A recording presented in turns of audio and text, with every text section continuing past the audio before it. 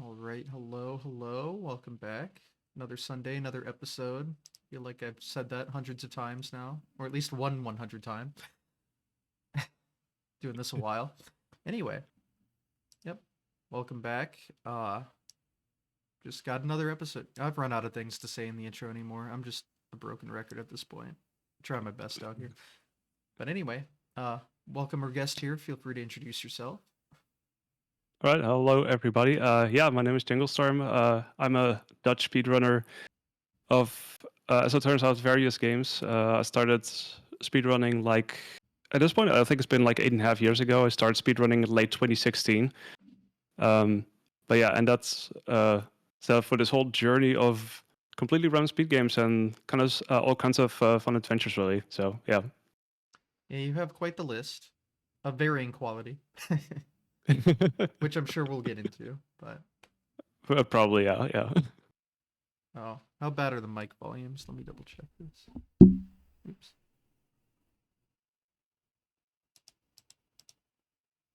Hmm. Just trying to make sure mine isn't messed up. That's all good. I think it should be fine. Let me do this. Okay. All right. Hopefully this should be a little better. Anyway, so you can kind of talk about what you do in the scene. Yeah, sure. Brief summary, I guess. Brief summary. Well, I guess I can start with how it started out for me. Mm-hmm.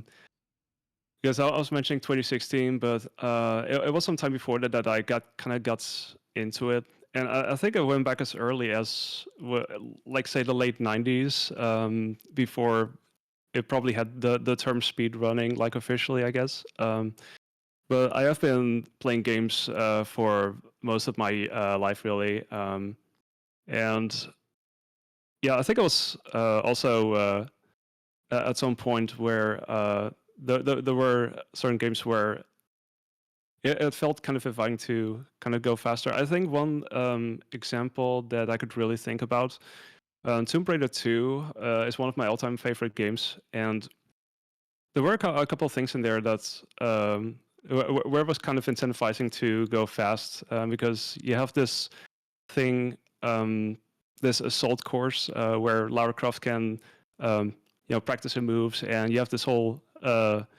course where you can try and put up a best possible time, really trying to go as fast as possible. Um, and already on the internet, they had this forum or this web page where you could post your fastest times. Really, you would just make a screenshot, really, and you would share that. And um, that was a thing that I liked doing at the time. So I think it was like one of the first tastes of what would eventually become speedrunning without even knowing what it was. And it was also the fact that you could, I think it was kind of known at some point shortly after release, but you could actually clip into walls. So there's this one section, also in Craft Manor, the training course, the training stage, where you could kind of jump from a certain angle. You could kind of jump upwards, and eventually you would disappear into the wall, and eventually on top of like a building onto the rooftop. And that stuff was just so fascinating to me, and that was one of the reasons why I played that game for a very long time at the time. So, but yeah, I never actually ended up speedrunning that, but it was a fun start at least. Close enough. Yeah, close enough. And then over the years, well, there were some examples of where I kind of got to know a bit about speedrunning. I guess one of the earlier examples was you had these videos posted about these games being played fast.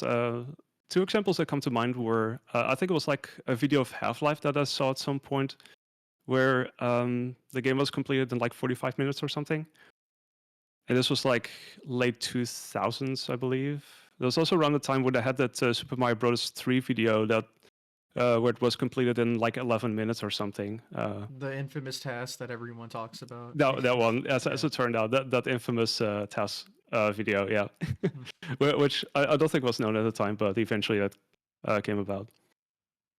But yeah, at some point, years later, I think it was mostly through my younger brother, who um, ended up watching various videos on YouTube from with certain games being played fast, and it was from this event called Games Done Quick. So yeah, that's where I first heard about that, and it was like a few years later. And I was watching that every now and then. It didn't really catch on as much at the time, but it was a little while later, and this is AGDQ 2015, I think. That was I didn't like fully watch that, but that was like when I first watched something of the event live, because I do remember my younger brother texting me that there was this Final Fantasy VII run by Puexel, and that was like I think it was later in the marathon, but that was as far as I know the first thing that I watched live from GDQ, and also probably one of the first things that I watched on Twitch, because I wasn't on Twitch at the time yet. I hadn't yet made an account. But I guess that kind of set things in motion, because after that I really started watching a lot of older GQ videos, and I became more acquainted with the various runs and also the runners. Because at some point you would watch certain videos and see a lot of familiar faces. So I started following them and checking them out on Twitch more, and also on followed them on Twitter. And eventually that led up to SCDQ, which was actually the first full event that I watched live. And I do remember it was after that that I was wondering to myself, well, how would it be if I would start speedrunning one day, or if if I would do a run for GDQ, for instance, how fun would that be? And at the time, I didn't think I was going to do it, but it was like, well, it would be fun to kind of fantasize about that. And well, sure enough, it didn't. It took a while before I actually started speedrunning myself. It wasn't until October 2015 that I made my Twitch account, as it is right now. And I eventually started thinking about streaming, but that was also something that was over the course of months really before I actually committed to it. Because I think it was like, yeah, I started I started streaming in April 2016. That was when I did my first stream, and it was mostly casual stuff because I wanted to. I was also looking into something that I could speedrun, and ultimately, I couldn't really find anything. And I also was wondering if I needed all kinds of stuff like capture cards. I had no idea how that worked like at all, and it turned out that you could just stream PC games with OBS, and you didn't need all of that stuff. So that made it a lot easier for me to get started. But yeah, that's how that started. And then at some point, I got to the first game that I actually felt like, oh, I want to check this out for a speedrun. And that game was Shantae and the Parts Curse. That was a game that I saw somewhere in stream, and that kind of grabbed my attention. And then at some point, they had this Humble Bundle that had the Wii U version of the game and also the 3DS version. It was like this completely random bundle. It had all kinds of Wii U games in there as well, and that was one of them. And I ended up playing that, and I just really took a liking to it in that sense that I was like, well, I could see myself speedrun this. And it was after that that I realized there was another mode called Pirate Mode that you would unlock after beating the main game. And that was where you could go especially fast because for those who don't know, Pirate Mode is basically this new game plus where you normally would collect all these items throughout the game where and it's this Metroidvania game. You have to kind of collect those in order to get to other places. And in Pirate Mode, you would get those items like right away. So that would make for some very interesting sequence breaks. You could dash. You could use cannonballs to break floors and such. And yeah, all that sort of stuff, really. And that turned out to be like an especially fun thing to play through. And I think it was at that point that I started looking up stuff on. I think it was at that time that I started looking on SRC for things, and also the SDA forums at the time still. Although I never posted much there, but I was kind of looking there anyway. But yeah, I saw that pirate mode. I mean, it was already. It already had some names on the board, but pirate mode seemed to be like a pretty popular one, and I noticed there was a no out of bounds category, and I was like, okay, that sounds like a pretty fun category to try and do. So it was like mid 2016. That's when I decided, like, okay, let's just try and learn it. So it was over the. It didn't like go very quickly. I was like only busy learning the speedrun I only once a week or so, so I didn't spend that much time. And on stream, I was mostly doing casual stuff still. So it took a while before that all came together. And also, it's it's a relatively long run for speedrun. It's like about an hour or so. So, but it drew me in, so I figured that wouldn't be too much of an issue. But yeah, I guess all in all, it took some time before that kind of came together. So the way I ended up doing it somehow was I divided it into two halves, like the first front half and then like the back half. And over the course of the year, I would kind of end up learning those and trying to optimize those a bit more. And eventually that would come together, and I would be kind of putting everything together into one whole. And I think it was basically by November that I did like a run through, and I actually did complete a run, but I was offline and I didn't record it. But that was a point at which I thought, well, okay, maybe I should stream this. So that's when I actually started streaming it. I do remember it was I'm not sure if it was really.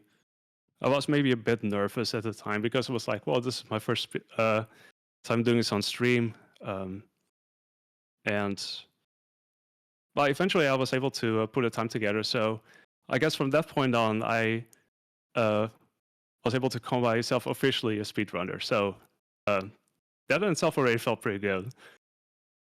It's like the first milestone. Mm-hmm. Gotta start somewhere. So, gotta start somewhere. Yeah, I'm glad it all came together, able to pull it off, and then I assume that leads into the addiction, as it all does for everyone eventually. Sort of. I mean, at the time, I was still mostly a fan of watching others do speedruns. There were a lot of channels, various channels that I ended up watching, and I wasn't really as active in communities yet, certain speedrun communities, so that came later. But yeah, at least I got my start somehow, and yeah, like I said, I was mostly doing casual stuff, so I was actually busy with that run still, bring down that time. My first run that I posted was just over an hour, which I figured wasn't too bad. And then not much after that, I actually was able to bring down to sub-hour pretty quick. And I guess I was surprised by it. I had no expectations of how it would go, but it was quite a bit quicker than I expected. So it was like, let's see. I also have the timeline open here, so I could check it here as well. Yeah, from December, January, February, kind of every now and then I would do some attempts and bring out the time some more. So eventually I got myself to like a 55, which I'm trying to think. I was already getting pretty close to top 10 back then. There were already a couple of runners, but ever since there've been a lot more that kind of picked up the run and became Shantae speedruns as well. Yeah, so that was. Let's see. I'm trying to see. Yeah, it was mostly on the Wii U, which is interesting because the Wii U had some differences compared to some of the other versions of the game. And of course, the Wii U had this display where, in this case, you could actually do menuing on the touchpad on the display. So that would make it possible to kind of use certain items without even seeing that on screen like at all. So, and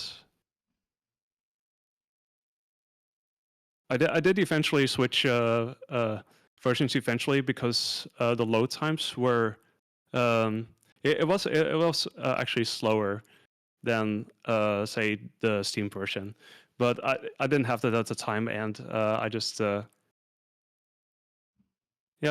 with this for the time being. But yeah, that was kind of how it started with that game. And then I started getting into certain communities. One community that I specifically got into was the Kusu Grande community. For those who don't know, the back game community run by Brasentia. Brasentia was actually one of the first people that I kind of noticed when first watching GDQs as such. So that kind of eventually got me introduced to that. I think it was pretty much around when the first edition of Kusu Grande was held, like almost 10 years ago. So it's been happening for a while, but I think before I even made my account, I was already watching that. So and that was before it became so much bigger with so many people participating. It was like quite a bit smaller in the beginning, but yeah, eventually I signed up for the second edition of that, and I played a couple of matches. I think I actually won my first match, which was quite nice, and then the second one I didn't. But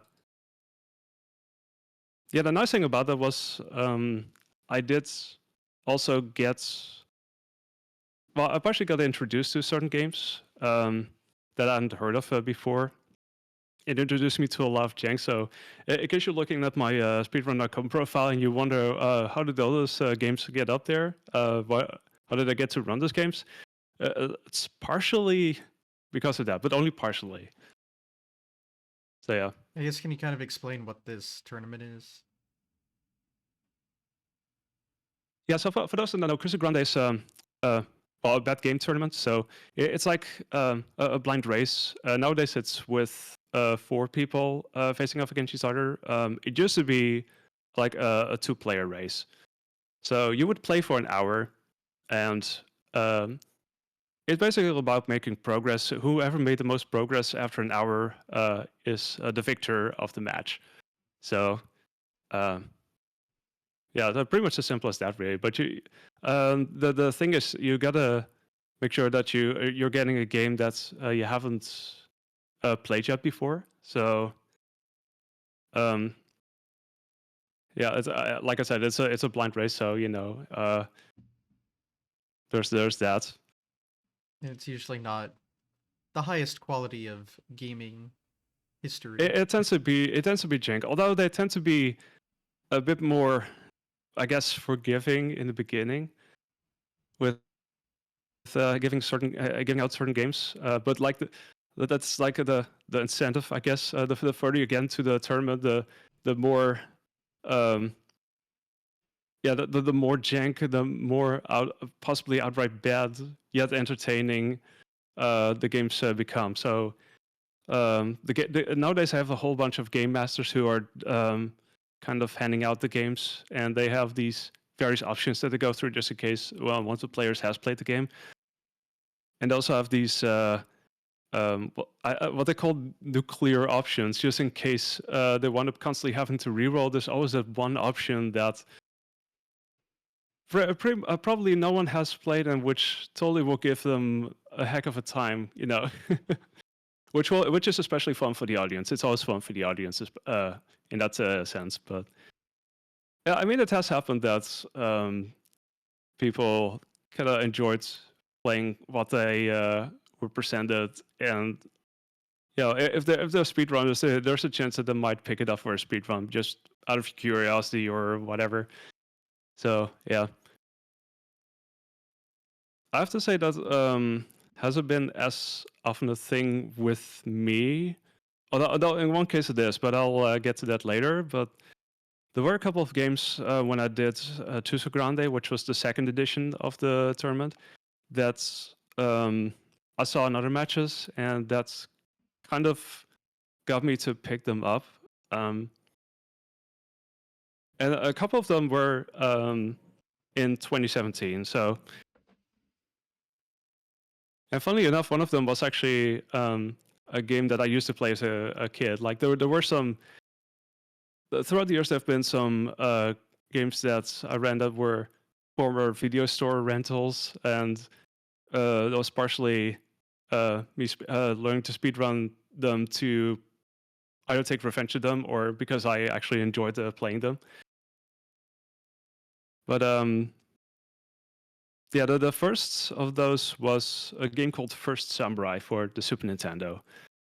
But also no, that's it also came out of other systems. I think it was actually a Commodore / Amiga game before it got ported over to the Super Nintendo. But yeah, it's this platformer, and especially on the Amiga / SNES version, it tends to be very quirky. You got all these sound bites. You know, so as soon as your character loses a sword, it tends to say the catchphrase, "Oh no, my sword!" And you also have this thing where you break open like chests, you get treasure, and this Hallelujah is playing. It's really really silly.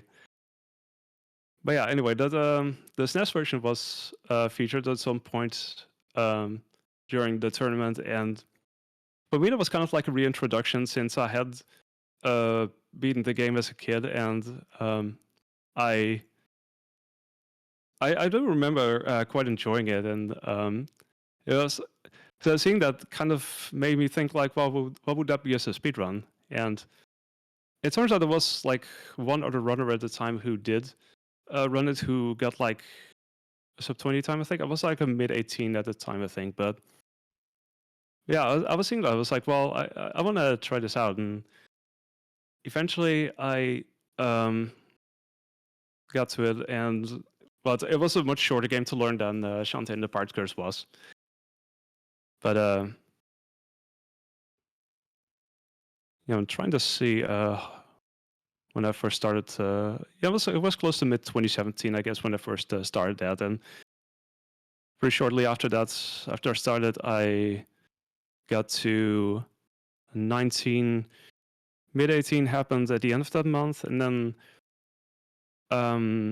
the next month I actually got a sub 18, and that was actually the world record at the time. So the first taste of getting a world record on a certain game. Although there weren't as many runners of it, but yeah, it's still a world record regardless. Hey, even if it's a free world record, it's a world record, and you can say that. Very Absolutely, important. yeah. I would to this day I would still say that, but of course also true back then. But yeah, it's just, and that was nice, really, and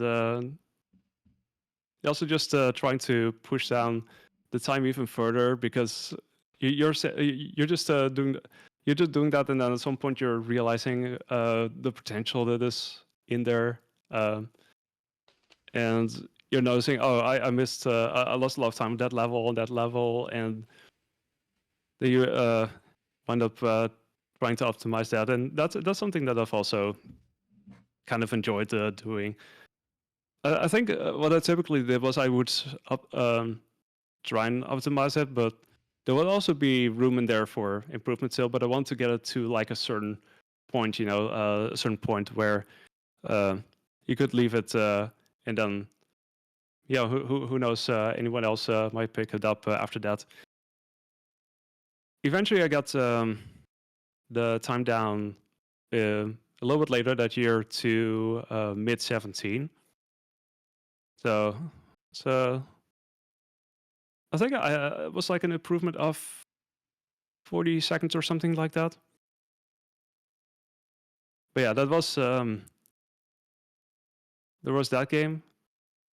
Another game that I noticed around that time, watching Chris Grande, that was featured, and this was a game that I hadn't heard about at all. But that's also another Super Nintendo game called Skulljagger: Revolt of the Westicans. And those who are regulars on my channel may know at this point what that game is. I'm pretty sure not everybody knows, but it's a game. It's another one of those really silly games where you play as this guy, Storm Jackson, who has this sword and who's taking revenge on Skulljagger, who actually is the main villain of the game. So the game's basically named after the villain. But yeah, you have one of the main features of the game is that you have bubblegum. So you can use that to attack with and also kind of float in the air. You have all kinds of bubblegum types. And I don't remember I was seeing that, and I was just fascinated by the game. Like, I'm not sure how far they got during that race, but it definitely gave him some issues. And it's also because you have this system where you can pick up gems, and if you pick up enough gems, you can get a 1-up. You have like red gems that can shoot off projectiles. But the catch is if you wind up getting hit and you only have green gems, you will lose all of the green gems. If you have red gems, you will lose the red gems first and then the green gems eventually, but the second hit. So it's basically like Sonic the Hedgehog in that sense, except not with rings, but with gems. You can also not get the gems back, which is totally fine, of course. But yeah, and then after that, if you take another hit without having any gems, that's when you die. So it provides a certain challenge in that sense. But yeah, I was seeing that, and I decided to eventually play it. And I think it was at some point that I woke up one morning and I just thought to myself, "Hey, what if I try running this game?" And I wasn't sure at the time if anyone else had run the game, but I wanted to give it a try. And I was checking on the internet, and I couldn't really find anything about anyone having who tried speedrunning the game. So that actually became a game that I basically started running on my own. There was like a couple of highlights that I could find of someone who was trying to play the first few levels fast, but that was about it really. And the rest was really kind of uncharted territory in that sense. But yeah, that was fun trying to figure that out really. So I spent that summer kind of trying to see if I could get around to running my way through the game and see if I could like actually finish a run. And it took some, but eventually I was able to put together a run. I think my first run was like almost 90 minutes or something, because as it turns out, you can also game over, and there's this very weird password system where not every level or every chapter has a password somehow, which is a very weird design decision. But I guess I put it there for a reason. Because you have like this password system with that's word based. You got these phrases like "big wild angry fly" and "fly home lazy sword" that are like passwords for some of the later chapters. But the last password that you get is at the end of chapter 4, and there's 7 chapters. So yeah, that makes that last part especially challenging. Although you have one continue, but it's it's not all that much. Also considering that it's really hard to get like extra lives, so that made it quite a thing to try and do. So I guess I do recall it was quite some save state practice that I was doing before I could get through that. But eventually I got a route together, and then at some point I was after that I was able to get the time down, basically having it to like 40, close to 45 minutes, I think. So that was pretty significant. So it was pretty fun to try and kind of explore that and see what was possible with that. But yeah, that was another game that I did around that time. The first taste of routing.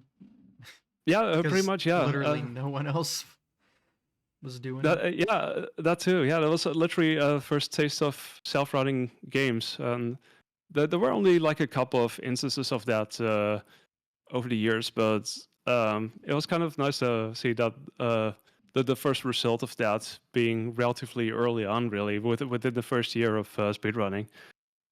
But yeah, those were the 2 main games that I did around that time, and I was also trying to get them in a certain shape because I was meaning to submit them for a marathon, which is also like a first for me. You have to start somewhere, but around that time, there was this talk, that they wanted to do this new marathon that was kind of speedrunning marathon that was based around bad games, because there wasn't really a thing yet, and that there was this spot that they wanted to fill, and they kind of started talking about it in the Cusa Grande Discord, and at some point that kind of became its own thing, and eventually that thing was called the Big Bag Gameathon. So that was also What if around that Awful time, Block really. was the whole event? Yeah, what if that was basically it? Yeah, what if you have Awful Block, but like for an entire marathon? Because of course, those who have seen GDQ, AGDQ had like an Awful Block every year that would go from. That was always like programmed for Wednesday night going into Thursday morning. It was this very long overnight block, really, and yeah, I think even when I first started watching, it was already quite popular. So, and that has pretty much remained since, really. I love Of Awful course, Block. SGDQ, yeah, and SGDQ, of course, has the silly block, so Mhm. it's kind of yeah, trading places between each other, roughly in the same time slot, really. So I'm getting thirsty from all this talking. Yeah. Comes with the territory, I guess. Comes with the territory. Yeah. That's that's pretty much when when people started thinking of the Big Bag Gameathon, and that was going to be like a weekend long marathon, and the first edition was held in September 2017, and I do remember at the time I was I was doing these things, some speedrun stuff every now and then. I was doing that a little bit more frequently. But I was also thinking I kind of wanted to contribute in other ways. And I was like, okay, well, whatever this thing is with Big Bag Gameathon, I kind of want in on it. So, I don't think that's how I directly said it, but I was having this feeling like, okay, I kind of want to do this. And so I did submit these 2 games that I've been learning for Samurai Skulljacker. And in addition to that, I did some other stuff like hosting. I became a moderator on that chat. So during that weekend, that weekend was pretty busy. I did nothing but watch Big Bag Gameathon, do my runs, and just keep track of everything. Really, it's just yeah, it was quite a weekend, but I did really enjoy it. But the first taste of the behind the scenes and A hosting and little everything. bit, Yeah. a little bit, yeah. Well, when it started out, it was like there were 3 people I think who were mainly behind it. So there was like a very small staff at the time, which was let's see. So I'm not sure if Bracento was actually part of that. Might have been though. I mean, he definitely did a lot of stuff during the week as well. But otherwise, it was mostly Corndan, Koal Lazy, and Tristan who handled all those tasks and who ran pretty long hours trying to make that all work, and it all worked out, and people really loved it. So that was a great success, and so that's yeah, that kind of uh, made us want more. So after that, the staff got bigger. I actually became part of staff, uh, which I am to this day still. And we would also organize sort of things. But the main event itself, the weekend long thing, that was like a once a year thing. So every single year in September was pretty much when we would do that. But we also organized sort of things eventually, like the Big Bad 10. That's basically something like the Big 20, multi-game race, but with bad games. And also speedruns and the like. And there are a couple of other things here and there, like there's also like this. Let me see. There was also stuff like staff revenge stuff, where the staff members would kind of play a random game from the marathon on stream somewhere during that week. I think we used to do that in the beginning. But also there were this. There was this impromptu blind race that was held sometime after the first event. And yeah, I was like, okay, I want to do that. So I did that with Liam Piper, and there was no staff member, but he did actually do a couple of runs for that event. There was quite. We had like an Action 52 block then. Of course. But yeah, for which would also don't know, Action 52 has a certain status as a certain game. It's a sort of like unlicensed game with 52 games, which are all like really jank. Some of which I also ran for a little bit. But yeah. So yeah, that was this blind race afterwards, and the game that they picked for us to play was Garfield Caught in the Act, which was a Genesis game. Also had releases on the Game Gear and on PC, but we played the Genesis game, and it was an interesting race because the first hour we were basically trying to get out of level 1 because there's this one visual cue that you need in order to defeat the boss, and neither of us could figure it out what it was. Because you're basically fighting Dracula, and there's something with light coming in where you had to pull up in certain blinds, and you had to jump up high for that, and neither of us realized what we had to do for that. But as soon as we found out, it was actually super obvious. But I've seen other people run into that. But anyway, that was a pretty fun race, and I kind of liked the game as well. So it was shortly after that, and we're talking, I think it was October 2017 that I started learning that game as well. And it's been actually a game that I've been doing over the years, really, kind of gradually bringing down the time. Initially, I got it to like 21-minute time, I think. And at the time, there weren't that many runners. I think nowadays there's actually a top 10 of runners, but there were like a couple of us back then. But yeah, I liked that game, and it's one of those games I mean, Garfield games have a certain reputation overall, I guess. They don't always tend to be particularly good. This is probably one of the better ones, but it's mostly the visuals of the game that are like really good, because it's a game that actually had where they were able to collaborate with Jim Davis himself and his team at PAS for the visuals. So that's definitely a standout feature of that game. Really is how it looks visually. But yeah, it's another one of those platformers, which itself is straightforward enough. But there's some cool tech in there. Like there's a level where in the second level you have to.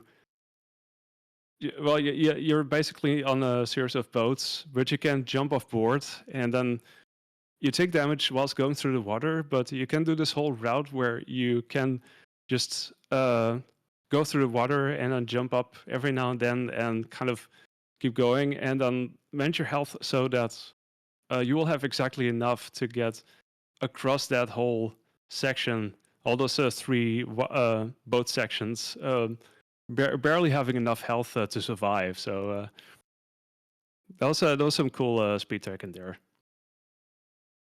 Yeah, also some general platforming as well. Trying to think what else. There was actually one strat that I didn't actually go for initially, which is right in the first level, because it's this Dracula themed level. You have these series of tombs that you're falling through, and then you have to get out again. But there's this so-called tomb skip where you're pulling one of the tongues that you would normally pull to get out, but you can actually pull it and then launch yourself off screen, kind of, and then you can walk to the right and then jump out again, and basically skip the entire elevator section like that. So there's some fun stuff in there too. It's pretty tight, but that's a thing you could do. But yeah, it's one of those games that I've kind of done over the years, really. Like I was mentioning late 2017, but then I got back to it mid 2018, and that's actually when I got to World Dragon at that, because at the time it was like, let's see, I think mid 2018 was like a 2020, and then I got like a 2010. Then sometime before I submitted it for the second Big Bang Game-a-thon in September that year, I was able to get a time down to a sub 20. So that was a pretty nice milestone. So yeah. Good stuff. And then I got back to it later. The next year, there's been a couple of marathons where I ended up doing it. Like I came back to it a couple of times for those, and yeah, eventually nowadays it's down to I got the sub 20 all those years ago, and then eventually I was barely able to get into sub 19 territory, and that was a lot tighter because a lot more stuff needs to go right. All the various things, and there's some randomness as well with certain things. So, like this there's the Casablanca level. This level 4. We have this boss fight, and you have to collect these bombs with colored fuses. Those are the ones that you can kind of throw back to the boss. You normally expect it to only do 8 hits. You're normally expected to do 8 hits, but if you're standing all the way to the right of the screen, at least on the Genesis version, you throw them, you somehow only have to do 4 hits. So I'm still not sure why that is, and as far as I know, it's not a thing on the PC version, for instance. But yeah, but there's a bit of randomness in that you actually need to get those 4 bumps in the same cycle, because it tends to happen frequently that you only get 3 bumps. They have to wait for the next cycle to get the 4th one, then start throwing all of them. So there's that bit that you hope will go well. And that's actually the one thing that's in my current PB, which is an 8050. That's like one of the very few things that I didn't actually get that cost me time.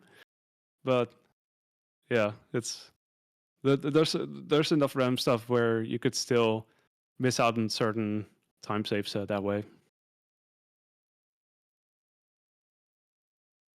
So yeah, that's Garfield. There's also a Game Gear version that's actually quite different from the other versions. It's actually made by a different team as well, but it's basically the same concepts. It is longer as well. It has more levels, but there's also one that I played at some point, and I also kind of self-routed. And yeah, as of right now, I'm still the only person to have run that version, so it's also automatically a world record. But Still counts. yeah. So, I will say, when did I start with that? Actually, I have it written down here somewhere. I have all kinds of. I love doing spreadsheets. Me too. Also, very very handy for this sort of stuff. You have no idea. Yeah, I picked it up shortly after doing the playthrough, so that was like mid 2018. And then the next month I got it down to lower, or like a sub 30. So it is a little bit longer than the Genesis version is. And yeah, it's also one of those games that I picked up a couple of times, really. I haven't done this as often as the Genesis version, but that's also because I eventually ran the Genesis version for some of the bigger events. But more on that later. For So, so let's see. Going down the list. Yeah, I've noted here Back to the Future. So I was mentioning the Big Bad 10. It was a race of 10 games, and one of the games on there, the closing game was Back to the Future, and that's the NES version. For those who don't know, it's a game that has a certain status. You may have seen it on AVGN or something, but yeah, it's a game full of auto-scrollers. For some reason, the music of the game is a non-stop looping rendition of The Power of Love. It's like, I think it's played at 2.5 times the speed of what it's supposed to be playing. So it's a weird thing. It's auto-scrollers. You're trying to you're playing as Marty, of course, so you're trying to stay alive. You're trying to grab this bowling ball, this skateboard, and you're trying to avoid enemies and attack them. And you're basically trying to not die because there's multiple timers as well, because it's, there's this whole concept of time.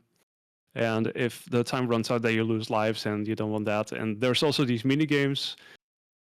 Starting off with the diner, where you have to throw milkshakes at bullies, and you have to throw 50 of them before making progress, and otherwise you get sent back one stage. And then you go to the high school, and you have to avoid Lorraine's kisses. So there's this whole. It's almost like a reverse shmup section. You have to basically just use your shield to avoid everything, and you have to constantly tap up and down to kind of avoid everything coming in. It's also like 50 of those, and then another couple of stages later, you have the dance. You have to like music notes, and then you get to the point where you get to the DeLorean, and that section especially is really, really punishing if you want to do that. You can barely afford to make any mistakes. You cannot get hit, or your time runs out very, very quickly. It tends to be especially punishing that way. But yeah, it's one of those games that's if you don't get hit, you can get a pretty good time in it. Because what happens if you get hit is you lose all of your items, so you have to collect them again, and everything can be collected at a certain point, so many seconds into gaining control. After gaining control, so it's yeah, it's a special game. Let's put it that way. Yep. But yeah, And the last level, you only have one chance, no matter how many lives you have, right? yeah, so there's that too. You get to the DeLorean stage, and then there's the so-called good and bad ending. You're technically beating the game, but if you don't manage to make 88 miles per hour, well, as you're hitting the checkpoint, you still get the bad ending. So, of course, ideally, you want to make sure that you avoid all the electric bolts that you see in the level, and they slow you down. So you're basically trying to maneuver past all of that, really, which is a thing of its own. Um, and then yeah, just getting 88, and they get well the so-called good ending. It's just this dialogue ending saying it's all behind you now, maybe dot dot dot, and otherwise it's like too bad you're gonna stay in the past, something like that. But yeah, Great game. anyway, people speedrun that. Yeah, it's great. That's one of the first games I've ever played in my life. Oh, for real? Yeah, Oh, you know, I'm more on the younger side, so my mhm.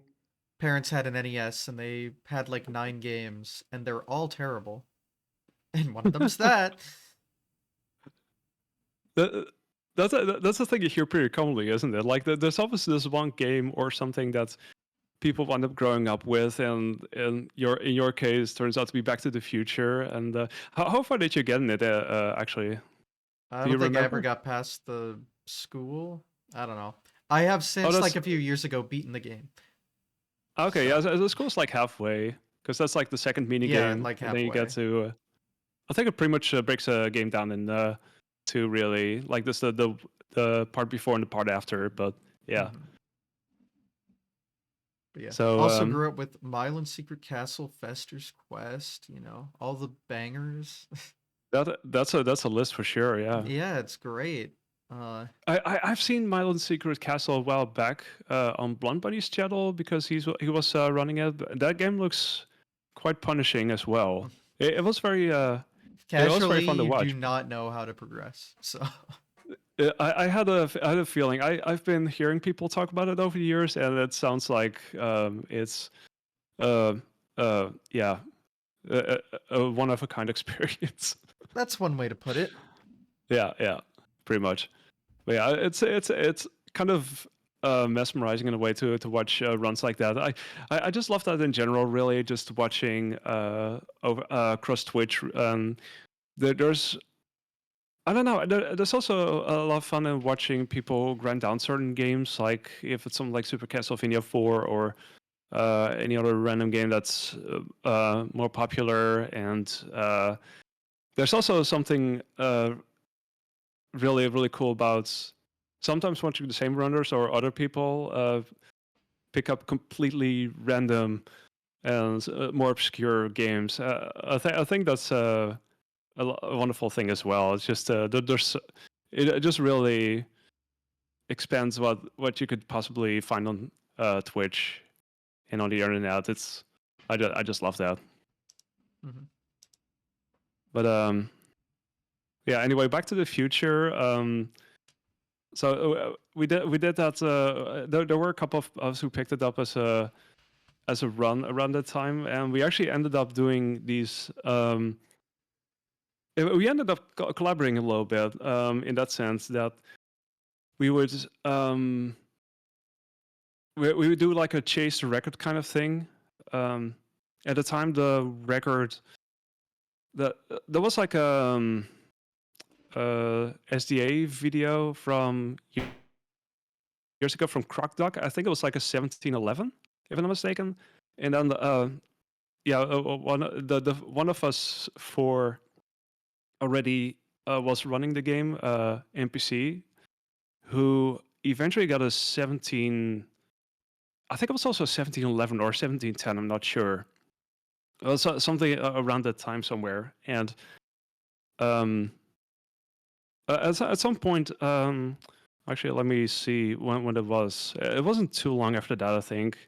Yeah, it was pretty much mid 2018 as well. But there were the four of us: NPC, Brusentia, Koalesi, and I, who were doing like a chase the record kind of thing. That was a lot of fun. And eventually, we ended up doing the game as a four-way race a couple of times for events. So we did it for the Big Bad Gameathon a couple of times, Retrothon as well, and we actually had made a point of submitting it to GDQ a couple of times for our awful blog. To this day, the game has not gotten accepted into the event yet. I wonder why. Yeah, Hmm. it's the classic awful game. Everybody knows it. So one day. But we've also kind of submitted it separately. I think it's actually one of the games that I submitted from way back then when I first started submitting. That to this day still hasn't gotten accepted yet. But I don't know. I keep trying it regardless. It's just one of those options to kind of try in anyway. Just see, see if they bite 1 year and take it. Hmm. Can always keep trying. Yep. So yeah, Never give up yeah, on your shortly after. dreams, Exactly. Well, the funny thing, we're getting to that because around this time I actually did attend my first event, which was actually HDQ 2018. Because I did submit a couple things for it. Also for Sunrise Skulljagger, see if that would get accepted, which it didn't. But there were some other people who got runs in, and I wanted to go to a GDQ at that point, really, because there were so many people that I had kind of gotten to know or who I kind of met more directly online, I guess. And I just want to go to one of these events at least once, really, kind of experience it. And yeah, of course, HDQ was kind of had my interest because awful block and yeah, so that actually turned out to be the first on-site event that I ended up going to somehow. So yeah, that's how it comes about, really. And quite the haul for you, isn't it? I'm sorry? Quite the haul to get there. Yeah. I mean, living in Europe, it's just this trip across the ocean, At least it was like a direct flight, so in that sense, Oh, nice. it Okay. wasn't. That's not too bad, but yeah, it's. I mean, I've made some travels over the years, so it wasn't like the first time for me across the ocean or anything. But you don't make those trips every day, of course. But yeah, I do recall I was going there, and that first year I went there as an attendee, and yeah, it was a lot of fun hanging out with the Cruiser Grande community. There were quite a few of them there, NPC and Coalesi and Prosentia. Several of us, so we hung out quite a bit over that week, which was nice. Because, yeah, again, going for the first time, I was seeing a lot of people. I was like, hey, I recognize that person from, Twitch. And, seeing all those faces that were very familiar. And I was still very shy and there were people that I wanted to say hi to. I was like, I don't know. But yeah, you had to start somewhere, I guess, and it was definitely worthwhile for me to go there. But yeah, that was it was interesting because I didn't decide to go until a little bit later, which meant by the time that I actually decided to buy a ticket for it, the main hotel was already booked. And at the time, they had this overflow hotel, which was like a shuttle bus ride away. I'm not sure. You went. That wasn't the first one that you went to, right? Yeah, it was summer that year. Would have been my first time, so I never Okay, went yeah, to yeah, that hotel. yeah. They actually had it there. It was at Washington Dulles in Virginia. They had it there quite a few years actually, but it was the last year that I had it over there. But yeah, they had this overflow hotel. I think it was like a Holiday Inn. But yeah, so the only for me, like the only main way that I could actually get to the main venue was by taking that, and it would only go there like 3 times a day. So in that sense, I was really tied to that schedule. So you couldn't always be there for certain runs if you wanted to be there. So that was that kind of limited things slightly. Although at some point, I mean, getting to know a couple of people, I was eventually able to hang out for a night and play some Jackbox, and Brosentia and his husband were staying at the same hotel as well, so we were able to drive back together. And that was pretty funny actually, because the next morning he actually had a run himself as well, running I think it was the Game Boy Color version of Tintin.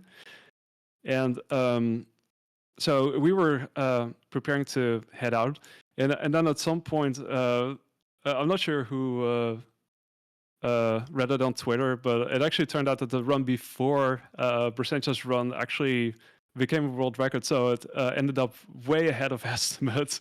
So we suddenly had to step on it and get there like ASAP. That was a memorable experience. Oh yeah, so we got back there. So at least limited things slightly less in terms of getting there. But I do remember when I got back, I was really wanting to stay in the same hotel if I were to go again. But yeah, that brings us to the next run that I learned, and also another run that I basically routed myself. Although there was a task of it, so I could use that as a reference. But it was this random thing that also saw that I also saw on Kusa Grande, and it's this Atari Lynx game called Gordo 106. And that's this platformer, and you play as this lamp monkey who has to escape. And there's this evil mastermind, who's who you have to try and defeat. A classic setup there.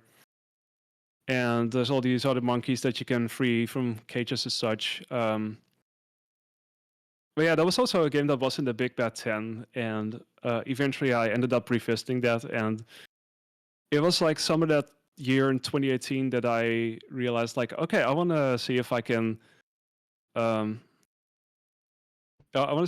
a run of this, and that was the start of what would eventually become my first GDQ run. So yeah. But that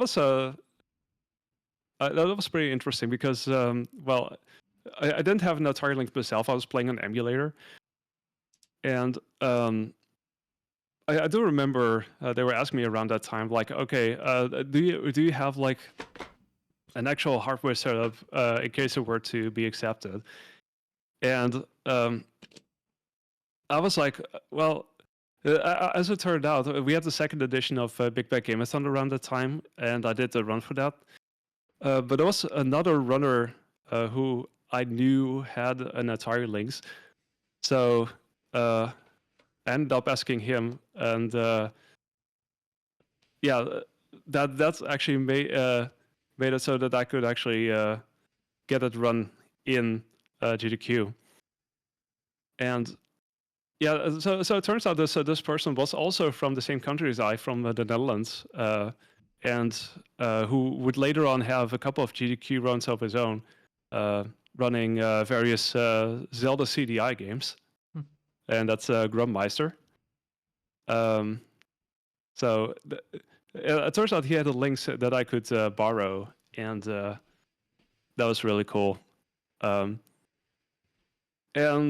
it was through that I actually found out that there was like a Dutch speedrunning event as well, which at that point I had no idea about.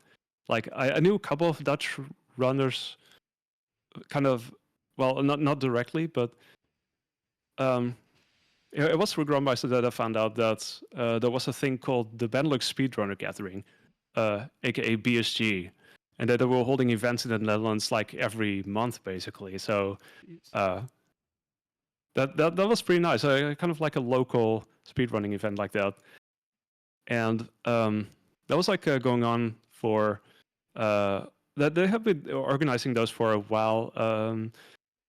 Let me see. I'm not sure which was the first edition. Oh yeah, there was like number 26 that I went to. That was like at the end of 2018. So that was where I got to do like sort of a test run of that game on an actual links, kind of in preparation for like GDQ like 2 months later. So It that all was really works out. nice. It all worked out. Yeah, that was really nice. So yeah, I went there, and this time as a runner, and I was staying in the same hotel, and yeah, that week was great. I had a great time, and I guess having gotten having dipped my toes into those waters, the previous edition, kind of yeah, it helped me to prepare a bit. So I felt like I was able to enjoy it a lot more as well, and yeah, it was just a really fun week. Also with what was it called again? The Corridor of Doom or something? Ah, yes. The murder hallway. The murder hallway, yeah, because they Classic. were kind of yeah, those that was that was legendary. Yeah, I mean, you had to walk through there to get to the main practice room and to the stream room and a couple of other rooms as well. Mm-hmm. But yeah, before that you had the restaurant, I remember. But yeah, that was memorable for sure. Yeah. Yeah. But yeah, that was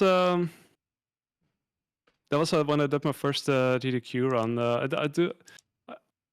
I do remember I was doing some practice for that. But the run itself was a lot of fun.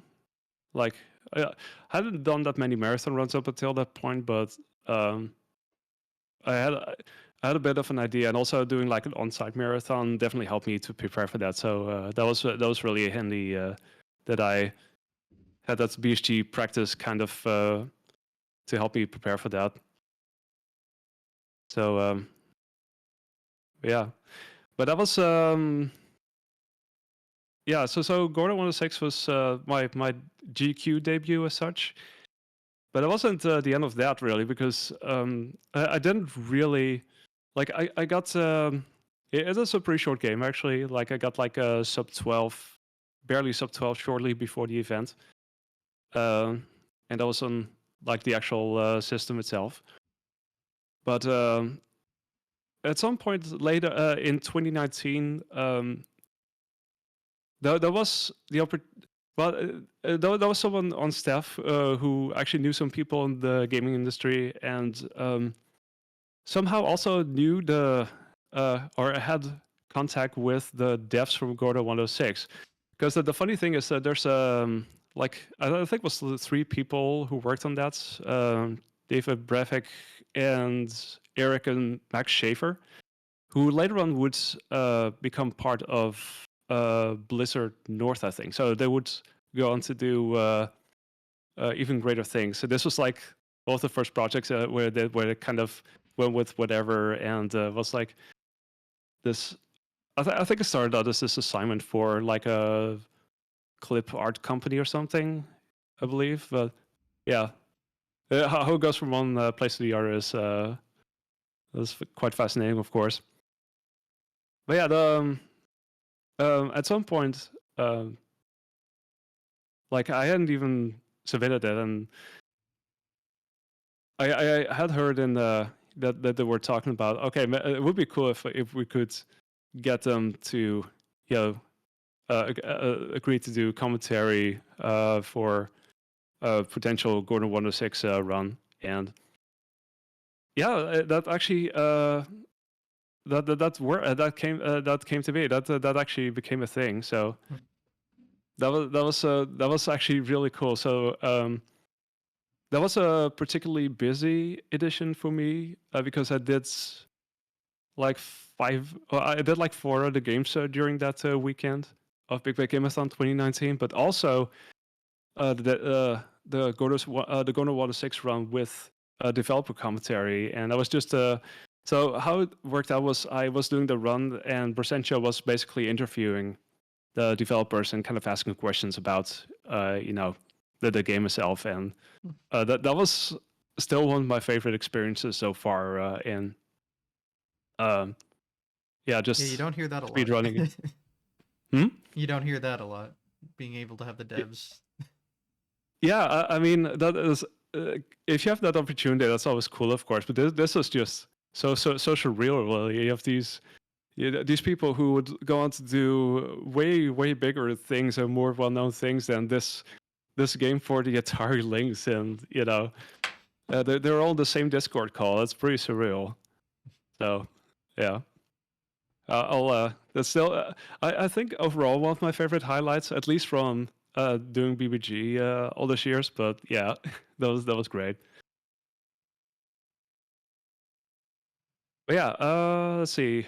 That was I think September 2019. So around that time, I did have Garfield Con the Act as a potential submission. That was like, okay, that would be cool if I were to do it for a GDQ or something.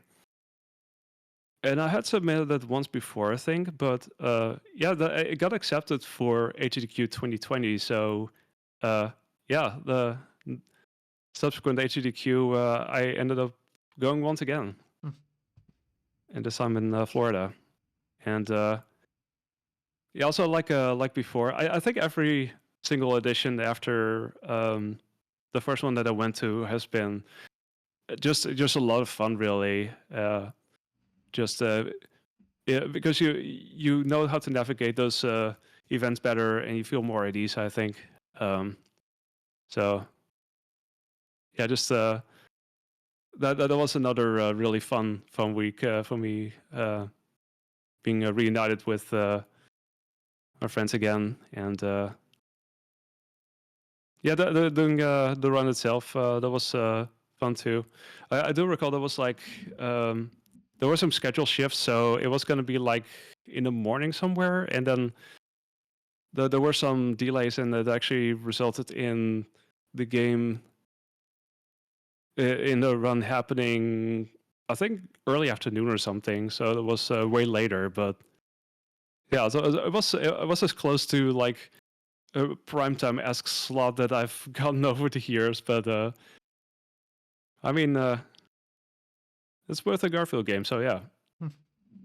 I think it was at the time the viewership was like pretty big too. I think it was like for that run there were like over 100,000 live viewers or something. So that was that's probably the most that I've had for any of my runs, really, because yeah, that was my second run for the FM, but that wouldn't be the last one as it turned out.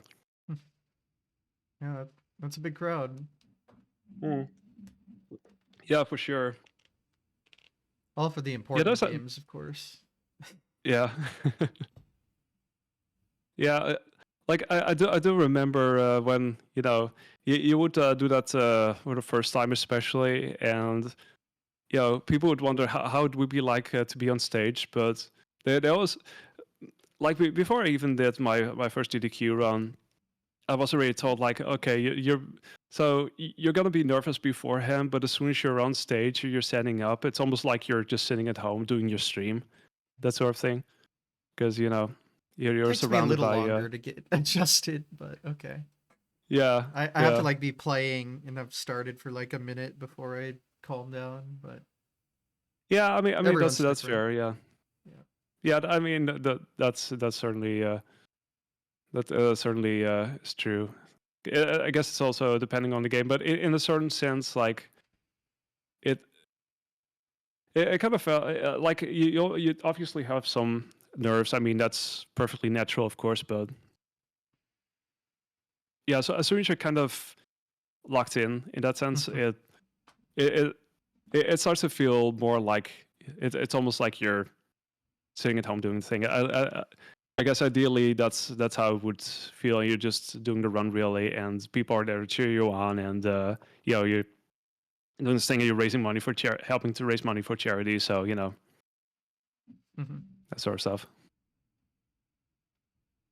Good times all Um, around. good times all around. Yep, absolutely. Yeah, for sure. Now we reach COVID Uh, era. Yay. yeah, yeah, yeah. The online only era. Mhm. Yeah, I mean, I did some. At this point, I've been doing my fair share of online events as well. Like Retrosun is a yearly thing on RGL. I love taking part in that, and other events as well. Power with Brida, I've done a couple of times. I do remember the first time that I did that was with Shanta and the Pirates Curse, and that was actually the opening run, Mm. which considering it was one of my first marathons that I did. Considering that that was quite the honor, so Mhm. that was really cool. But yeah, I've had various events like that really, and yeah, so stuff moved to being online. I know that initially they were gonna do like SDDQ in person, and then that moved to be online. And um, yeah, that was when I was like, well, I could try and submit a couple of games. And one of the games that I did submit, but that was not until the last moment really, was a game that I learned as a 12-hour challenge the year before. And it's also a childhood game of mine, which is Little Big Adventure 2. And it's a little bit of a different thing compared to what I've been running up until that point, because there was a lot of 2D platformers, and those are still my favorites to play in general. And there's quite a lot of them, of course. But yeah, Little Big Adventure 2 was this PC game that I grew up playing as a kid, and it's this isometric 3D action thingy. Very very silly. It's made by a French company. It's got it's got a lot of charm to it as well. And yeah, so I did learn the 80% category, which is basically involving quite a lot of glitching, which I hadn't done a lot up until that moment. A lot of my runs have been more glitchless or out of bounds, and I guess nowadays I still tend to quite prefer those. But um, that game had some interesting clips and such that you could do, because you would jump up a certain height and then open up the inventory and get out your map, and somehow you would keep moving in game, and you could basically just clip yourselves indoors. And normally you would need a key for that or something, but it does make quick work of the game, and then you can sequence break quite a bit. And it's like what would normally take hours would be done in like in 30 minutes, 35 minutes, or something like that. So that's pretty significant. Mhm. But yeah, there were some other games that I submitted for STDQ, and that was like one of those games where was like, well, I've been running it for a while. I'm not quite sure if I'm gonna submit it, and then it was, I think I kind of submitted at that last moment, like as the fifth option basically, because you never know. And of course, that was the one that got picked. So Mhm. yeah, that turned out to be my debut at SCDQ specifically. Yeah, that went well. By the time that I got to do the run, I had pushed the time down to a sub 30. So, um, and some of the top times were like, I'm not sure if the 27 already happened at that time, but it was being pushed around that time. So there was some activity there. Um, but yeah, I got a very nice showing of that. I think I got like a low 29 or something when I did that run. That was So that was pretty good. So yeah, that was also a game that I did a couple of times over the years. Like I said, it was one of the 12-hour challenges that I did the year before, and after that I picked it up once more, and I got the time down to eventually like uh, just barely a sub 28. So it's been a while since I last ran that, but that was also a fun experience. Oh, and just also a fun revisit, really, of my childhood in that sense. Let's see. Yeah, I guess we're like. I'm trying to think which game. There's a couple of games that I didn't mention that I also did do. I guess, yeah, there's a couple of games that I totally missed in between. I've been kind of hopping from game to game, really, and the timeline might be a bit all over the place, but That's fine. that, that's what you have with over 100 speed games at this point, and you have Oh to my kind god. of, yeah. Yeah, I'm not quite there yet. That's, I'm just, yeah, the thing is, I just, I'm curious about various games, and then you kind of pick them up for a run, and then that's how it goes, really. Everyone's There's journey's there's different. definitely, yeah, for sure. Just exploring and see what's out there. I just love that, really. There's definitely some things that I did that were especially added up on the speedrun resume for sure. But yeah, actually, there were some things that I was totally forgetting that I did back in 2019. Yeah, one of the games that I did get into, and I was introduced to it through ESA Summer 2019, because I went there and I met various really cool people, and one of the people that I met there was 2C Plus, um, who is nowadays known for more known, I think, for doing Link to the Past randomizers, but also is like a very talented speedrunner. Has been doing Cuphead, various other games, but also The Messenger, one of the top runners. And he did a run of 80% at that event. And yeah, I got introduced to that game through him. And yeah, it's a game that looked really cool. It had cool movement tech and great music. Just all around, it looked really cool. So so sometime after I got back home, I decided to try out the game for myself, and played through it first. There was a lot of fun. Also the DLC Picnic Panic. And it was around the time that I organized this tournament, at least a studio that Sabotage Studios, named Sabu Cup, and there was like it was like 2 parts tournament of sorts. They had like a tournament for the more experienced runners. It was like an 80% tournament, and Tusi was taking part in that as well. And there was also yeah, sort of like a side thingy where they were inviting people to put up as quick a time as possible for one of the other categories, namely linear. And I should probably explain. You have 80%, which is like really long. It's like a 2-hour run. Although nowadays the world record is like a little bit lower than that, but it's still a pretty long run. And you have 8-bit and linear, and those are like partial. In a certain way, they're like partial runs. You go to until a certain part of the game.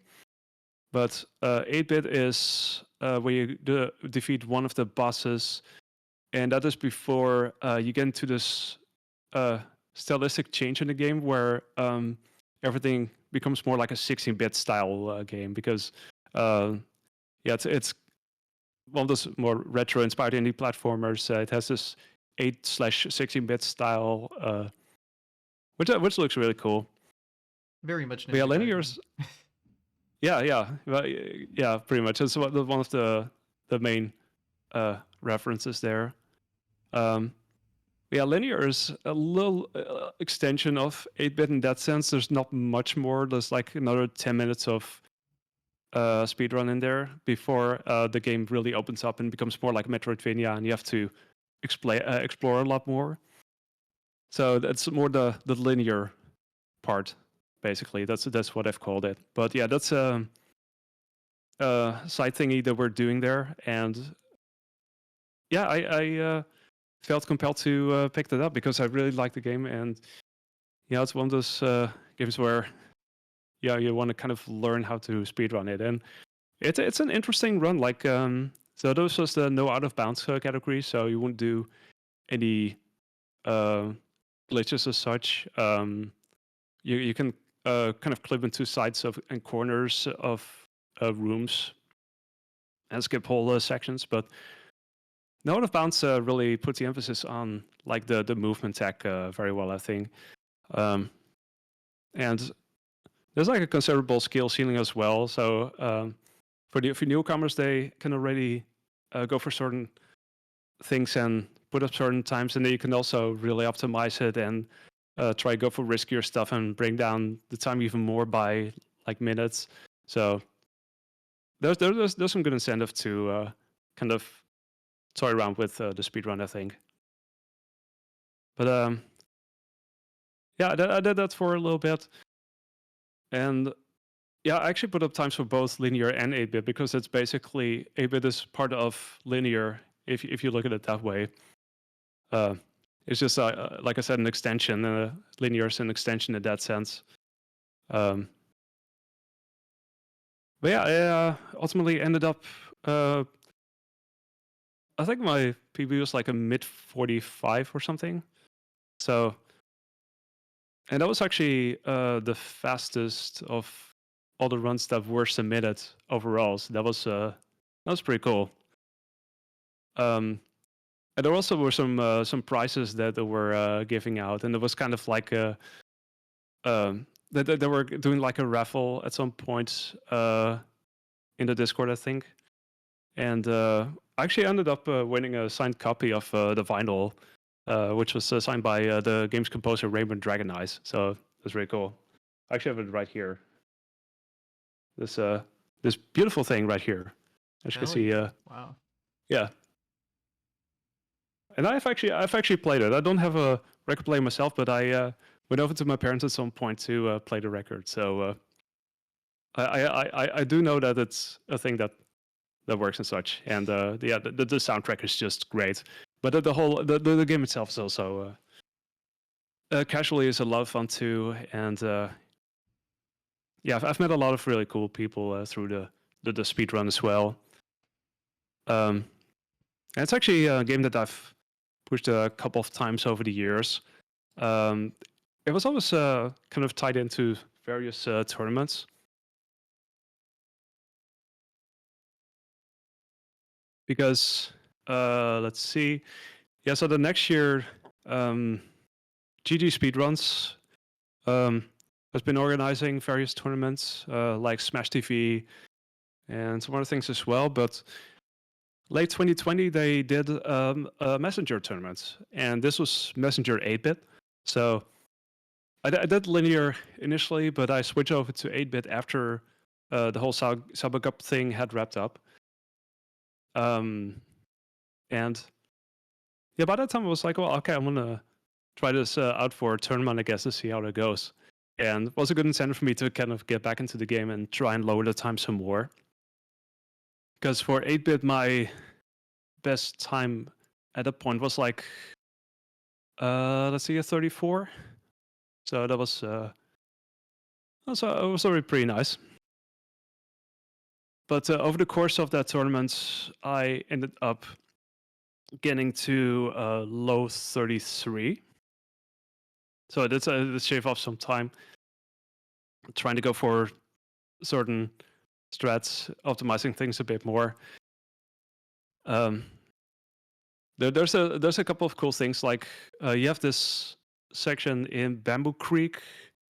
It's like, I think 10 minutes into the run, where you can do this this elevator skip, and they called it BC11 because it's the 11th room in Babu Creek. But you can actually kind of boost yourself up by doing these cloud steps. That's one of the main features in the game. You can kind of hit something midair and you can get a jump out of it. So you can use that to skip a certain elevator section in that room by standing on the left side of the screen and then await the projectiles and then use those to get up. And you get to this one very precise sort of one tile. And they call them one tiles. It's like a whole series of them that you can do throughout the game. But that's one of them where you can basically hit the side of the platform. You can basically do a wall jump off of that, really, although barely. So it's a pretty cool trick to go for. But yeah, that sort of stuff. I'm trying to think. I may have already done that initially with Sabo Cup, but yeah, there's I did it during that tournament as well, and yeah, I did PB a couple of times, so there was that. And by the time I got my final PB around that time, I did let's see, yeah, like I said, it was like a lower 33. Although I did lose quite a bit of time, so there was potential for a 32 in there. And I think around that time, some of the top times were, I think the sub 30 may have already happened by then, because it's a very popular speed game. There's a lot of runners for it, and some have really pushed down that time considerably. Also by then, especially. But yeah, there was like another tournament a couple of years later where I go back to it, and then I got like the 32, and then at some point I don't know. I got it even further down, and I was seeing potential for a 31. And shortly after that tournament wrapped up, I actually ended up getting. Yeah, I did like an offline run, and I got a 31-41. So it has come quite a long way since the beginning, I guess. So yeah, that was also a lot of fun, really. There was like I said, in terms of community, that was a very fun game to do. Let's see what else. I actually have put some games up as highlights. I'm not sure if I can really go through all of those. So it's gonna be quite a bit still, but I could talk about some of the other main events that I did. Like there were it was still like online events, of course. SGDQ 2021, I submitted Indiana Jones' Greatest Adventures, which was one of the Super Nintendo games that I also grew up with as a kid, and I eventually picked it up for speedrun because I was curious to see how that would be. And yeah, I kind of worked on that gradually, and by the time I got to by the time I got to SGDQ 2021, it did actually get accepted for that. But I was actually getting I had gotten like a sub 30 at the time. The world record was like a sub 28, I think. Yeah, that was already sub 28. It had been standing there for a while, but I was getting close to that. So, and I do remember I got a time 7 seconds away from world record, I think, shortly before I did my run for that. So that was really close. And then days after my HTTQ run, I actually managed to improve that time by enough seconds. Actually, I was saying that wrong. was like a 2757. So I was actually really close to getting that, but then I improved it by I think it was like 5 seconds or something. So yeah, that was really nice.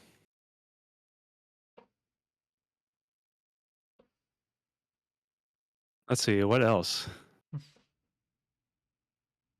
Yeah, I know you have a lot there. Can't talk about Yeah, everything. We'd be here for 8 hours, but yeah. I mean, that wouldn't be too. Well, that's not maybe not like 8 hours, but it wouldn't be too far off. Let's see. I think I probably made the right decision to not go through everything like month by month, because it would be like, oh, I went back to this game and then yeah, the so on highlights, this. whatever Yeah, means the most to you, I guess. yeah. Actually, let's see. There are a couple of other things. Yeah, I guess Super Adventure Island. That was a definite highlight. That was. It's also one of those games that's actually really simple. Um, in terms of gameplay. It's very similar in that sense to like the first Adventure Island on the NES. In um, yeah, as in don't die. That's the main thing. One hit and you'll die basically. You want to make sure that in this case you want to make sure that you power up your weapons and then you keep them powered up, because as soon as you take a hit and you die, you have to go and do that whole process again. Um, So yeah, it's pretty straightforward in that sense, but it's also a pretty quick run. But yeah, it was one of those runs that I kind of did, and eventually I got like a pretty good time in. And I can actually see here, because I did, yeah, I did. It was still in 2020 when I first did my runs of that, and I eventually got like a mid 17 in June of that year. And then sometime after that, I kind of randomly picked it up again, and I got like a 1727. But it was also around the time that I was realizing what I could still do with that. And the world record for the longest time had been by Lahawk, who does might know. He's one of the best SNES speedrunners out there. He's got quite a few world records under his belt. This being one of them. This was a game where he managed to get sub 17, and I think it was around the time that that was featured in the first Super 16, and that was back in 2017, I think. So it had been standing for a while, but yeah, there was eventually someone else who got a sub 17, which was I think like 1 second away from getting world record, which was by Telio, another very very talented speedrunner, and a friend of mine as well. But yeah, at the end of that year, I was slowly trying to kind of grind and see if I could also break into the sub 17 territory, because I felt like at some point it seemed like it was kind of within grasp. I could possibly go for it, but yeah, it's also it can also be a pretty nerve wracking run in the sense that everything has to go well, and yeah, most importantly, don't die. Yeah, I eventually ended up getting it. I early November 2021, I got a 1654, which was a 3-second improvement over Lahawk's 1657 at the time. So that was like at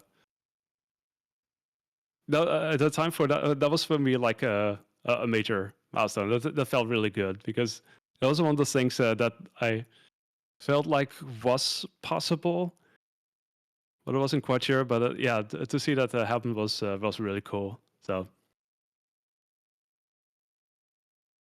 and also at the time, I totally guessed that he would have gone back to the game pretty quickly after that, and would have probably lowered it even more. It took another 5 months or so after that, I think.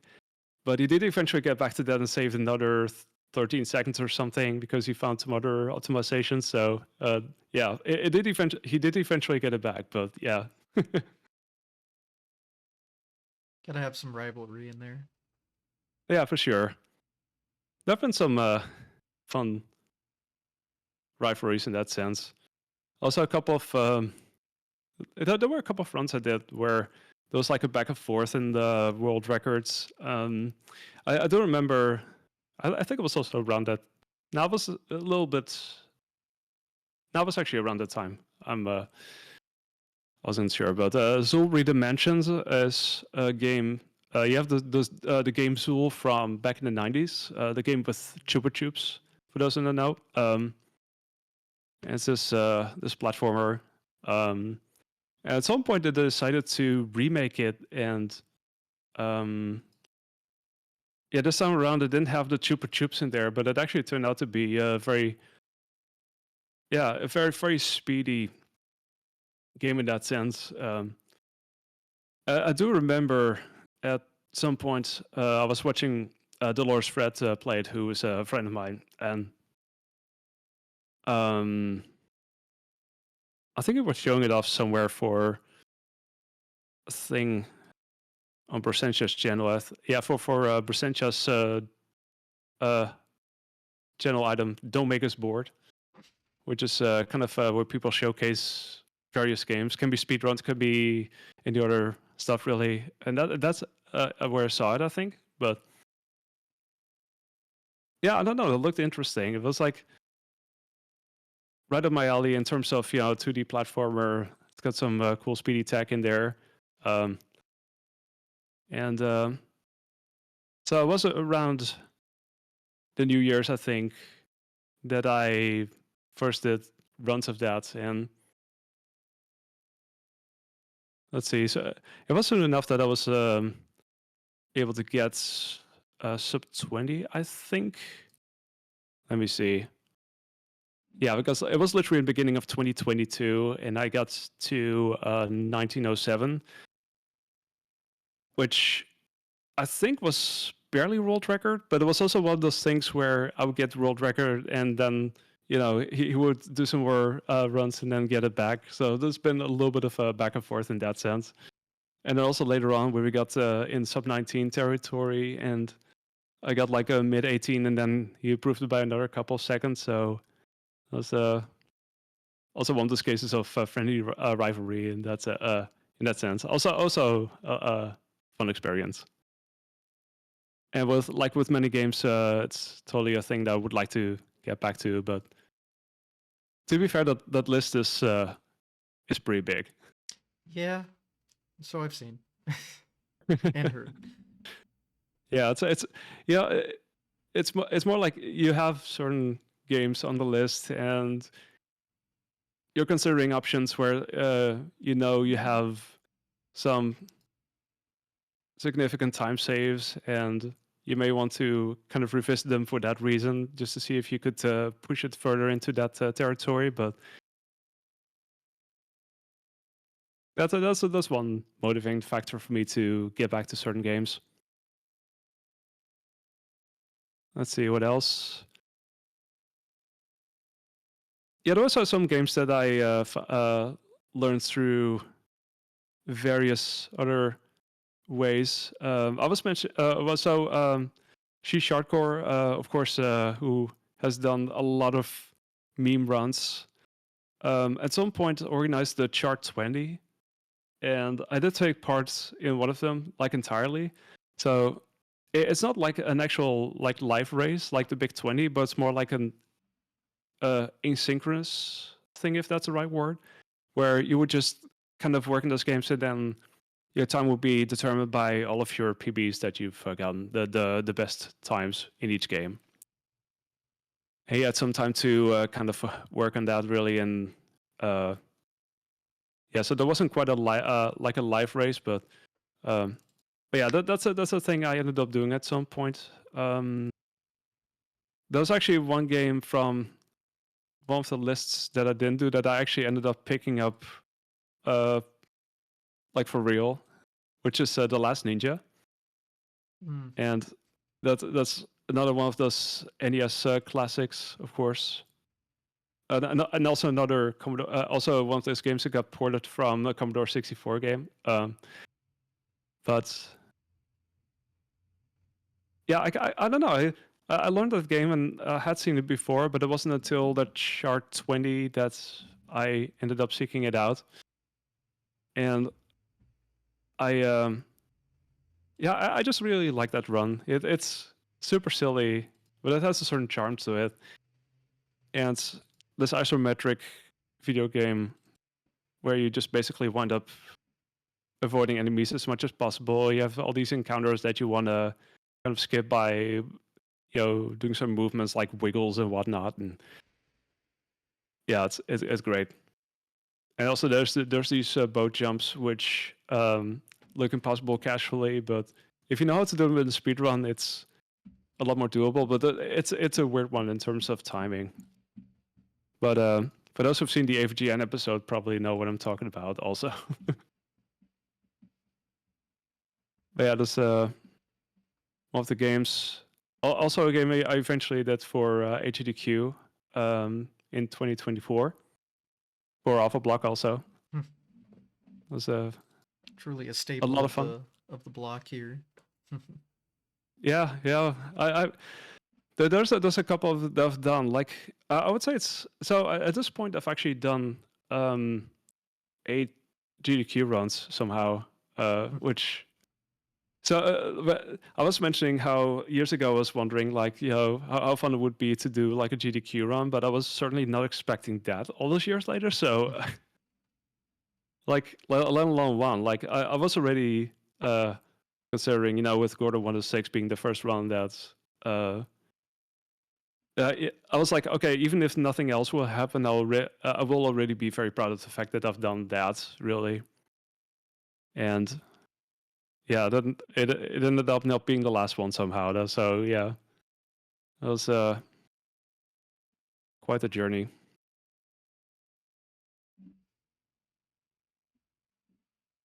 But yeah, I did chart 20. Actually, I did a big 20 once as well. The one in early 2020. That was an interesting thing to do as well. Like it's for those who don't know, it's like a pretty big time commitment you wind up making, especially if you want to put up a somewhat competitive time in them. There's a lot of people taking part in. The games don't always tend to be well. Some of them are kind of than others, I guess. But there are some tougher ones in there. They actually had a big 20 like the other day, and that was full of heavy hitters. I saw I've seen a couple of people try and work their way through them, and they were having a time with it. But yeah, I did end up finishing with that race, so that was really nice. I think I barely got the sub 5 hour time in that, which was not like a top 10 finish, but finishing is already a huge achievement in that sense. Mm-hmm. Let's see what else. Yeah, there's been so many games that I mean, to be fair, there's some games that I picked up that I only ran for a little bit, but I still put that effort into them. That they're part of the resume. But let's see. I'm trying to think which other GDQ games I missed, because let's see. I mentioned Indiana Jones' Greatest Adventures. Oh yeah, Beard Blade. So I've mostly played. I've mostly been running retro games. Although I did start out with indie platformer / Metroidvania in the form of Shantae and the Pirate's Curse, and I did run a couple of other indie platformers over the years. also the most recent game, Shantae and the Seven Sirens, which came out in 2020. And I did actually play that initially through Apple Arcade because it actually had been released before it got released on other platforms. So um, I had like a MacBook at the time. I also had a trial version of Apple Arcade. I never actually had it, but I very conveniently was able to use the trial that I had just for Shantae and the Seven Sirens. So that was that gave me a very convenient head start of sorts. Because, of course, having run Pirate Curse, I was kind of curious to see how this would be as a speedrun. And yeah, I did play through it a little bit, and eventually I ended up playing the Steam version of as well when it got released elsewhere. And I noticed that some of the things that yeah I've been finding were actually patched out in the Steam in the I guess definitive version of the game or the official version of the game. Well, the other version is official too. It's just that the more well the release on other platforms. But yeah, I ended up speed running that for a little bit, or at least doing a couple of runs. As it turns out, the game was actually really long. Like the 80% was basically like a 2-hour run, which for a platformer is pretty long, I guess. I've seen some other platformers that are equally long, at least under certain circumstances. But yeah, anyway, it was also a long game, also partially because of the loading times, because those were especially long. And I think it's also the reason why I didn't end up running a game for like a very long time initially, because for speedrun you want your games to be somewhat quick as well in a way, and if load times, if you're doing a thing and then you have to wait a little bit and then you do another thing, they have to wait for another couple of seconds of load times, that tends to kind of take the momentum out of it, I guess. So that's one of the reasons that I didn't stick with that for very long, and I'm not sure how that was for others, but at least for me, that at least for a while, I didn't do more of that. Although later on, actually, I have to say, they did later on fix the load times, because they had the significant patch where they added new modes. And there were some out of bounds things that got patched out, so there was that too. But they also fixed the load times, so those were a lot quicker somehow. So that was like great. And they also added some really cool new modes. So 2 years after I initially learned that, I go back to it when they had a couple of new modes, and I did runs of beginner mode. So what it does is you play the game, but all the enemies are much weaker, so you tend to have way easier fights. Also, boss fights are like way quicker. You barely have to level up, or you have to barely get upgrades or something, and you also cannot die. So if you die, your health just gets refilled. So in that sense, it's also like a lot safer in terms of that run. So yeah, I did that for a little bit. Also not super long, but at least it was a nice revisit, and it was nice to see that some of the initial issues were fixed later on in that sense. Anyway, yeah, so there were more indie platformers that I played. Although sometimes for a little bit, like Kaze and the Wild Masks was another one that I ran for like a week. And this was like shortly after SGDQ 2021. And Casa and the Wild Mask is pretty fun. Like it's this hybrid of DKC meets Rayman in terms of gameplay. You got this um, this flying move really, where you kind of float in the air, and it kind of looks like Rayman. Yeah, it's a pretty nice game. It's got some IL stuff that you can do, and I guess that I was playing that casually, and I did those ILs, and that kind of very, very naturally segued into me doing actual runs of the game. So that is a thing I did for a little bit. But yeah, Beerblade is another indie platformer.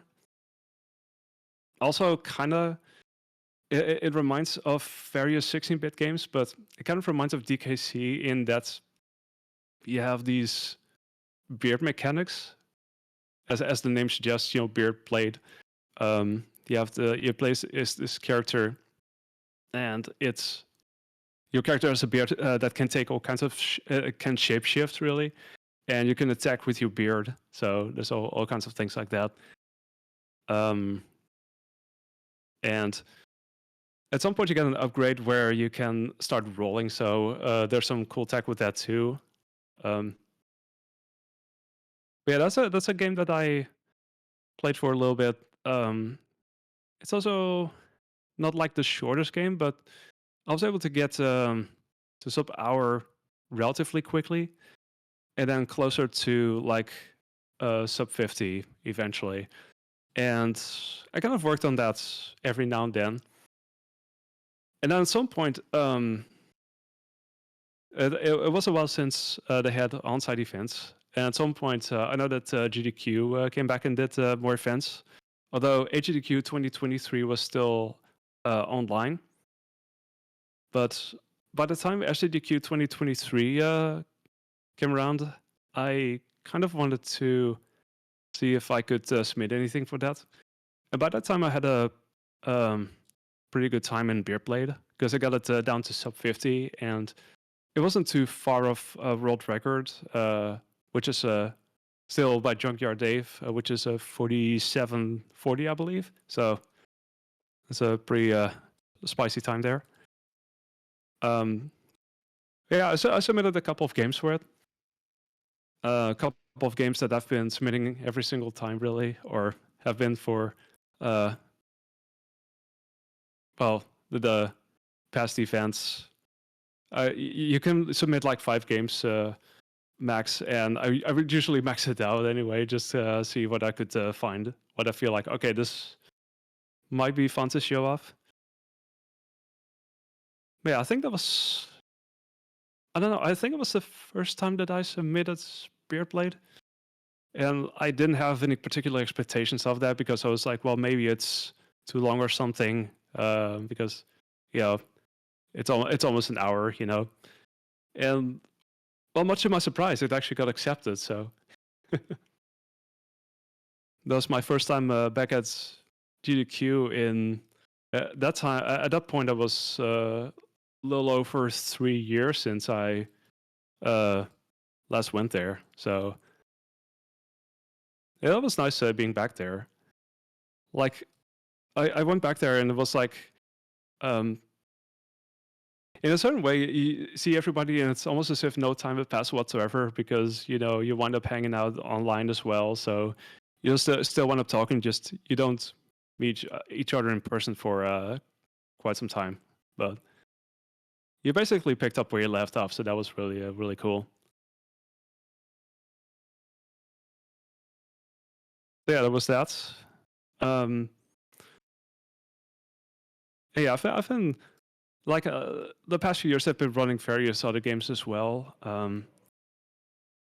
I think at some point I realized that I got to 100 speed games, and as soon as I realized that, I was like at number 95 or something, and that was like later in 2023, and I wanted to do something special for that, so I was like, well, why don't I do like a project called Road to 100, and I would have my chat vote for which games I should be running next. So I set up this voting thing, and I got some help from Skateman222, a friend of mine who does a similar thing with his backlog challenge. And yeah, I used a similar thing for kind of determining what games I should be running next before I get to number 100. Because at some point I had decided what the game would be. But yeah, I did that throughout the month of September. I collected points for that, and then eventually I would have Marbles on stream decide which of those games I would be running. And of course, those with more points, more votes would have a bigger chance of getting picked, of course. But yeah, that way I actually got to determine what my game, the last few games before number 100 would be, which turned out to be. Well, there was quite a variety in that. There were some games that I picked that I was like, okay, these are the games I'm considering. You tell me which ones I should run. So first off, I ended up doing runs of Crusader of Senti, which is a Genesis game. Basically, the closest thing to a Zelda game, A Link to the Past, like on the Genesis. But that was a fun one to learn. Had some cool, well, sort of like light out of bounds tech as well, where you would do some sequence breaks and such. So that was the first one I got. I did run that for a little bit, and I got like 45-minute time in that, I believe. So that was like, I think 10 minutes of the faster times, like world record and such. And then after that was Fish Dude, which is completely different. It's a Game Boy game. It's in some way it's almost like Pac-Man but with fish. And you start off as a small fish. You have to eat the fish that are smaller than you, and then you kind of gradually kind of work your way up that way through across the stages. And I do recall that was like a massive RNG fest. Like, it's not a very long game, but it's very easy to lose time because the bigger fish would catch up on you. You constantly have to kind of swim back and forth and try to avoid them. But yeah, I did that for a little bit. That's one of the games I still want to get back to as well. Like, I got a pretty decent time, but it felt like I got somewhere at least. But there's still some room on the table for further improvements. The taste of games is stellar. Yeah, there's there's a thing where at some point it kind of established itself a bit more, I think. Because for the longest time I've been calling myself a variety speedrunner, which I guess covers the description well enough. I tend to like 2D platformers in general, retro stuff, some other things thrown in as well. And there's a fair share of jank. And I also like good music in my games. And even the more jank options tend to have like a memorable soundtrack sometimes. For better or worse, sometimes like they're legit really good soundtracks. So I think that's also partially the reason why I did at some point do ActRaiser, because that music, of course, is legendary. Yuzo Koshiro, cannot go wrong with that, right? So the professional mode, so professional mode is like the mode that you unlock, at least on the US version, after you beat the main game. And that's purely focusing on the action sequences, because normally it's a hybrid of action and city building / sim kind of style. But that's like focusing on one of the two, and it's like with added difficulty and stuff like that. It makes for a really cool speed run. There's some cool tech with clipping into walls and extended jumps and whatnot. There's some weird quirks in this game that you can use to your advantage in the speedrun. And some really, cool jumps you can make as such. Anyway, I digress. I was going from the Road to 100 to Act Racer. Although, to be fair, I was working at that too at the time, and I did eventually get to sub 23, which I was slowly working towards, which is a really, really good time in that game. I'm trying to think, what was my... Because I was very close to number 100, but before that I got to number 98, which is the Magical Quests, the first SNES Magical Quests, which was technically a relearn because I did at some point try to do the Super 16 when it featured that game. And I ultimately forfeited during the race because I was having a lot of difficulty with various games. It had Puxley Scavenger Hunt, which kind of broke me, I guess, but also the games before that didn't go particularly well. So, but it also had the Magical Quest, and I did only run that. I'm not sure if I really highlighted anything of that, but it was a game that I remembered that I wanted to revisit. So there was basically an opportunity for me to revisit that when I got it for the Road to 100. And like, it's not a very long game. It's like a sub 20 game, but it is one of those Capcom Disney platformers that is surprisingly deep when it comes to movement tech. Like, it's not the only game that has that. Like, Aladdin has it as well, with the cape mashing, and which is always great to watch. But yeah, the first Magical Quest had it as well. Like, you have this tech where your normal walking speed is not particularly fast, but you can accelerate by running off of slopes. And then if you do that and you keep jumping as you've accelerated, you can actually maintain a momentum. And as long as as you keep on jumping as you're hitting the ground, you can actually speed up things quite a bit throughout the various screens, really. So there's some cool stuff with that you can do, and there's a lot of it throughout the run where you wind up doing that. But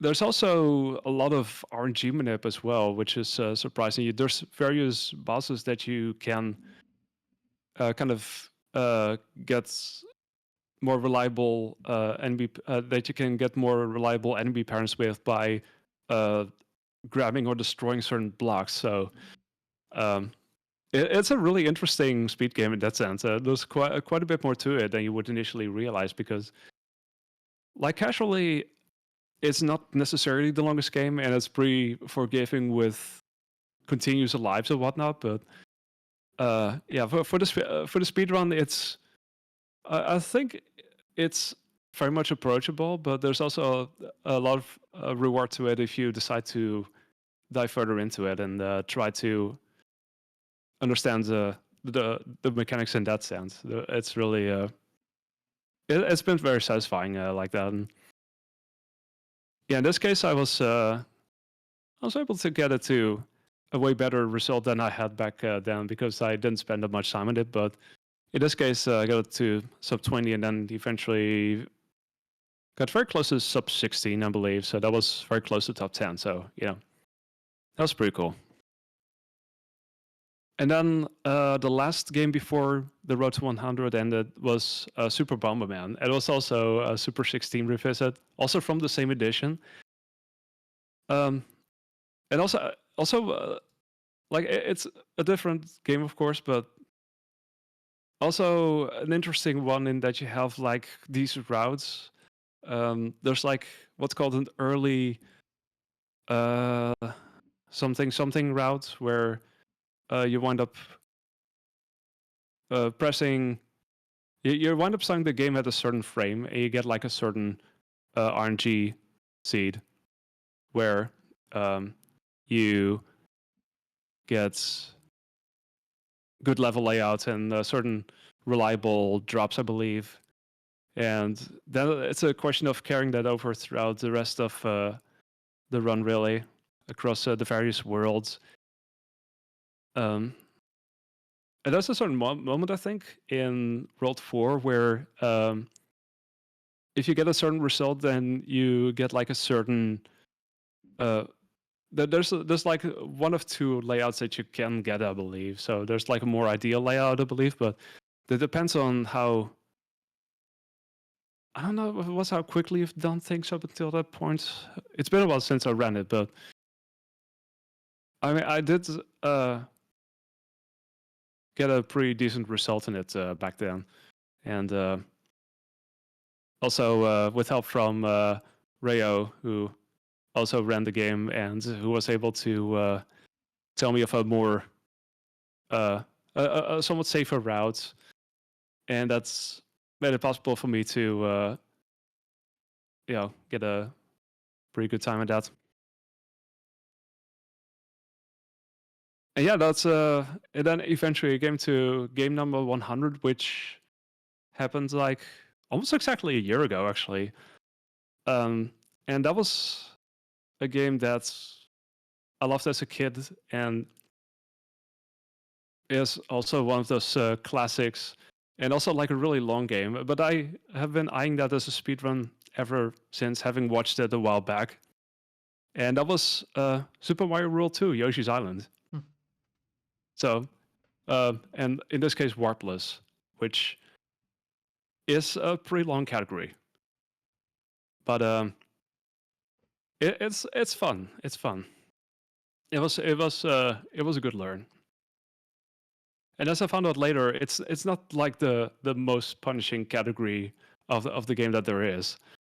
Like, it's not like 100% where you also have to play the extra stages, and those are kind of impossible, especially if you have to get all of the flowers and all the red coins and all the stars and everything. After I did my first runs, at some point I think I saw a couple of people run 100%, and you don't actually do the extra stages until after you beat the main game, because you have to do you do those first, and then you kind of work through the other extra stages, and those are pretty difficult. But that could still mean that you would play those, and then you would be ahead, and then you would still fall behind just because one of the games would completely screw you over, that sort of stuff. But yeah, at least Warpless doesn't have that. I feel like it's a bit more forgiving. It's mostly that it's a long game, I would say. It's mostly long, but there's some cool stuff you can go for. I think one of the strats that top runs go for is the strat of 5-4, where you do this flutter, and normally you would have this sort of semi-auto scroller where you have to win this platform, and that really calls upon you to do these to really master the flutter technique. So you have these perfect flutters where you you wind up maintaining a certain height, I guess, in order to whilst doing the flutters, in order to get across certain sections. But 5-4 is a pretty tough one in that regard. I've never done it in a run, but I was actually thinking if I would ever get back to that, maybe I would try it out. But I've also read on the wiki that would it's quite a learning process. It would take like hundreds of attempts to get it right, possibly. I mean, that doesn't surprise me at all, considering that from what I saw. But yeah, that was at that point I somehow like ended up learning 100 games. Hmm. And I did learn more after that. It wasn't actually the first Mario game that I learned because sometime before that, like the year before I learned Yoshi's Island, I decided to learn the first Super Mario Land, because that was literally one of the first games that I played in my life, and that's also a cool run. Like, it's really straightforward, of course, but also with with a lot of cool stuff you can do. I did play it for a little bit, and I got sub 13 in that, which I felt like was a really nice goal. And then shortly after that, I did Mario Land 2 as well. And yeah, actually, I guess it brings me to my most recent game, which I did after, which I basically started learning at DSHDQ, because I was there in Alpha Block once again, doing a run of Oscar, which was actually a game I got at Kusa Grande. So it's kind of coming full circle that way, I guess. Mm-hmm. Yeah, recently I've been doing runs of Super Mario World, which I started learning at HDQ at the very end of the week.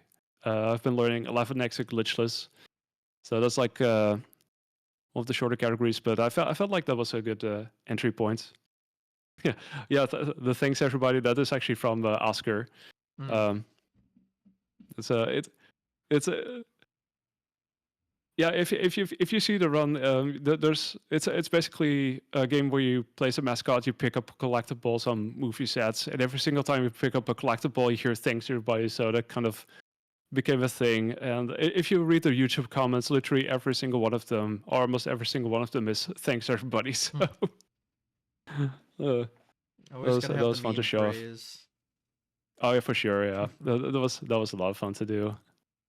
Yeah, that's like every single time you do off a block, it's like I tend to do like all nighters.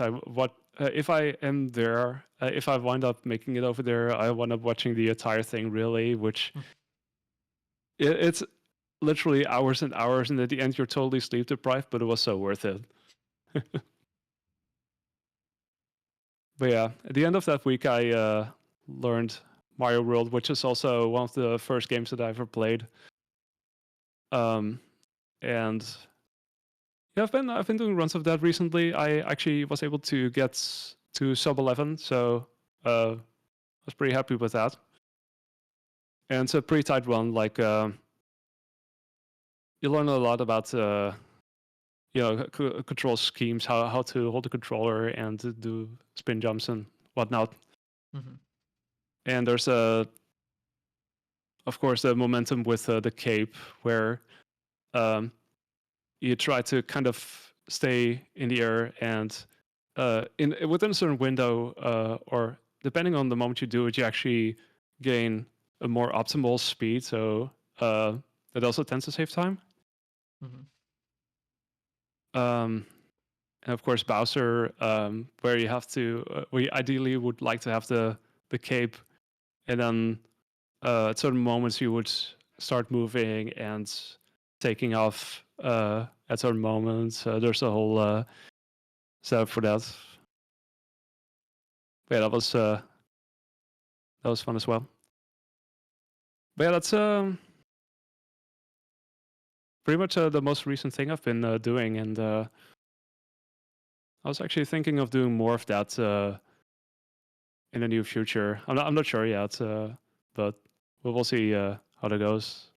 And yeah, there's been so many runs that I haven't mentioned yet, but I figured I'm probably going to be running out of time regardless anyway. But yeah, there's also, I mean, it's been a mixture of jank and legit classics and stuff that a lot of, that have long runners, and some stuff that I basically self-routed. I didn't even mention the Genesis bootlegs yet that I've done. Great.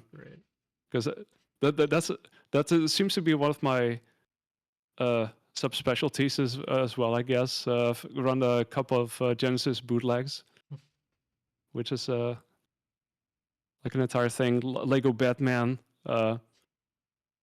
A lot of people would think, "Oh, Lego Batman, I know the game." You don't know the Genesis bootleg, which is made by these are the kind of games that get made by random Russian companies, and it's full of stolen assets. It's wild. It's like a world of its own, really. Mm. So, who knows? So That there is might a be very something. deep and interesting rabbit hole. It's definitely a very specific rabbit hole to fall into. Yeah, yeah, but yeah, that's. I just need to see what I will do next. There's always stuff that I could revisit, but yeah, there's I mean, there's. I'm just seeing like completely random games on here that I also ran, like uh, Dutch language games as well that I grew up with, like this game right here. This is a Das game, Yogo Yogo. It's a yogurt drink advertisement game, which is actually a really well-made, competently made platformer, and it's also a thing that has a couple of runners on the board. It's seen some optimization, so this sort of stuff was also fun to do, really. But yeah.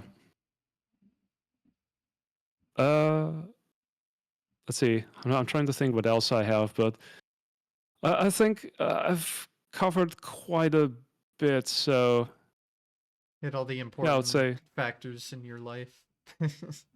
at least quite a bit. I feel like how it starts is always interesting, of course, but then it kind of goes from there, and there's all kinds of things you wind up picking up along the way, and it's there's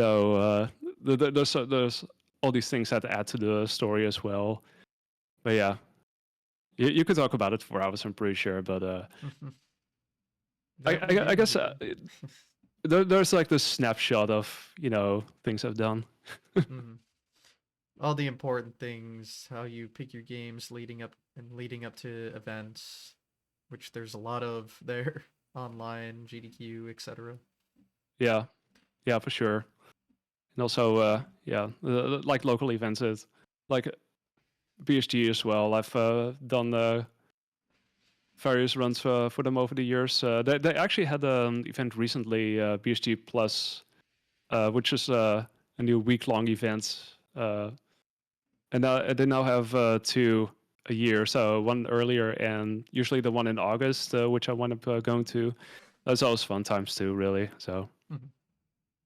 Yeah, it's nice to have in-person events all over the world. Oh, absolutely, yeah. I mean, even in Europe, you have UKSG in Norway. There's one as well. I'm trying to think what else, but there's a couple. So even in Europe, you have various options, and it's very convenient that this one, like, basically within driving distance from where I live. So yeah, that sure helps. That's for sure. Yeah, that helps. Also, getting to know the local communities and such, and friends. Although they tend to draw in people from elsewhere as well. Like this BSG, there have also been people from other countries in Europe, and also from a couple of people from the US, actually. So really, wow. Yeah, yeah. So it's it's getting out there. That's good. Yep. Well, have we kind of covered everything? Sounds like we're kind of reaching a conclusion here. Yeah, the conclusion is video games are neat. Yeah. I like I like speedruns. Curiosity, has led me to doing over 100 games somehow, and yeah, looking forward to see what's coming up next. I literally have no idea, but yeah, we'll see. No idea, huh? So you can't talk about your future plans? Well, maybe more Super Mario World. That's like the last thing that I worked on recently, but beyond that, I really have to see what I feel like doing, what I wind up kind of gravitating towards, because I I tend to get pulled in certain directions for whatever reason, you know. Hmm. So we'll have to see. Yeah, And maybe something new. Who knows? definitely with your list, you have no idea what to expect, I guess. So That's. I mean, that's. I'd like to think that's my motto. Sometimes, you know, you never know what to expect, but it's probably gonna be something fun. that's all we can hope for at the end of the day. Yeah, I mean, if it's fun, then I'm probably gonna give it a try. So Fair enough. Well, good. feel free to self-promote however you would like to. Yeah, so I stream frequently. Actually, I haven't been streaming for the past 2 weeks, partially because I've been working on downloading Twitch highlights. You know the deal. Yes. Oh God, that's a whole can of worms. So to be fair, I did do quite some of that a while back, but there's still a lot that I hadn't really covered yet. But I was busy downloading things locally mostly and uploading some things to YouTube. Yeah, I But got lucky. I've already been doing that, so I won't be affected. But oh my, ugh, what a yeah, mess. Back up your yeah.